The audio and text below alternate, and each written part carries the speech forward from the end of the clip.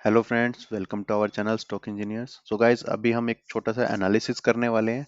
Yes, एक sector का and stock का, बट उसमें मैं तरीका बताने वाला हूँ। मैं किसी पर्टिकुलर स्टॉक के बारे में नहीं बात करने वाला। मैं आपका तरीका बता रहा हूँ कि आप इस तरह से चीज़ों को अगर समझेंगे, इस तरह से कैंडल्स को, स्ट्रक्चर को रीड करेंगे, तो आप किसी और तरीके या किसी और दिन में जाकर किसी और चार्ट पे या किसी और सेक्टर में भी उस चीज़ को अप्लाई कर सकते हैं।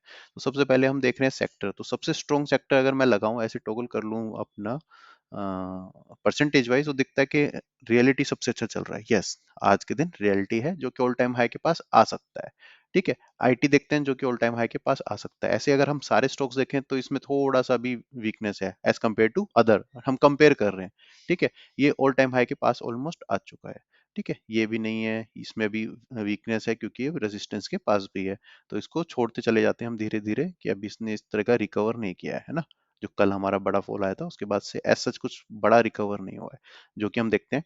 रियलिटी ऑलमोस्ट आपका अच्छा, मतलब कुछ खास ऐसा गिरा भी नहीं था कंपेरेटिवली आपका जितनी मूव है। आईटी स्टॉक आईटी स्टॉक में आपका अच्छा है, प्लस में आपका मेटल में नहीं और फार्मा में। ठीक है, अब एक चीज देखो, इन दोनों में डिफरेंस क्या है। अगर मैं दो सेक्टर को देखता हूँ, इसने रेंज बनाई, गैप के साथ बहुत अच्छा ब्रेकआउट दिया, डाउन आया, गैप के साथ ऊपर गया, ऊपर जा रहा है। तो यहाँ पर आप देखोगे माइनर सा सपोर्ट है, लेकिन ठीक है। सेकंड चीज आईटी पे क्या देखने की चीज है कि इसमें मोमेंटम कितना स्ट्रोंग था। मोमेंटम इतना स्ट्रोंग था, अप डाउन आया, डाउन आया, गैप तक को भी फिल नहीं किया है। राइट, जो कि आपका यहाँ पर गैप था, गैप के नीचे चला गया, जैसे कि आपका निफ्टी विफ्टी सब गया था गैप के नीचे। राइट, लेकिन यहाँ पर आईटी में क्या हुआ है, गैप के नीचे ना जाकर गैप डाउन हुआ, सेम लेवल पे ओपन इक्वल टू लो हुआ, ऊपर गया, कंटिन्यू हो रहा है। इसका मतलब सिर्फ एक ही कैंडल के अंदर आपका प्राइस एक्शन हो रहा है। जो भी आपका एक्शन हो रहा है सब इसी के अंदर हुआ। डाउन भी आ गया, ओपन इक्वल टू लो बनाकर ऊपर भी जा रहा है, गैप को सस्टेन भी कर रहा है, एंड देन ऊपर वापस जा रहा है। तो जरा इसके स्टॉक्स देख लेते हैं अब हम। तो सेक्टर में जाओगे तो सेक्टर हम देखते हैं कि सारा सेक्टर अच्छा चल रहा है। ठीक है, फिर भी हम ऐसा कर देते हैं कि सबसे ऊपर स्ट्रॉन्ग कौन सा सेक्टर स्टॉक चल रहा है, विप्रो। फिर परसिस्टेंस, तो परसिस्टेंस आप देख रहे हो, सेम एक कैंडल के अंदर नीचे आया, गैप डाउन हुआ और आज इसने ब्रेकआउट दे दिया। जो कि एम्फेसिस में अगर मैं देखूं तो अभी ये ब्रेकआउट दे रहा है, जो कि परसिस्टेंस दे चुका है। तो ये तीनों हमारे लिए अच्छे हो गए। यही चीज अगर मैं देखूं और किसी में ऐसा नहीं है इसलिए मैं सबको नहीं दिखा रहा, एलटीएम जो कि अभी ब्रेकआउट देने वाला है।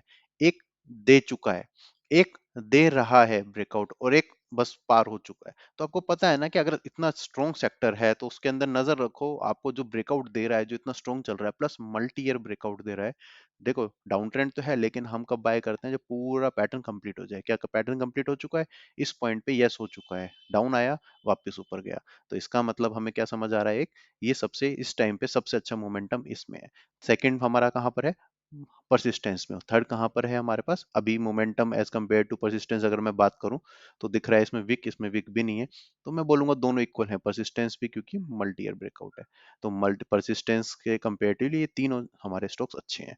तो हमने इस तरह से सिलेक्शन किया, सेक्टर को देखा कि सेक्टर सबसे स्ट्रॉन्ग कौन सा है, सबसे अच्छा पैटर्न कौन बना रहा है, उसके अंदर जाके हमने देखा कि उसके अंदर मैं कोई ऐसा स्टॉक देखूं जो कि इस एवरेज को, क्योंकि जो हमारा इंडेक्स होता है वो तो सब स्टॉक्स की एवरेज होता है, तो इस एवरेज को इतना स्ट्रॉन्ग कौन बना रहा है। तो ये तीन स्टॉक्स बना रहे हैं, क्योंकि ये वो अबव एवरेज चल रहे हैं, वो जो कि ब्रेकआउट दे चुके हैं। तो इस तरह से हम स्टॉक सेलेक्ट कर सकते हैं। आप किसी भी सेक्टर में ये चीज अप्लाई कर सकते हो। यहाँ पर इस वीडियो को मैं एंड करता हूँ। Thank you.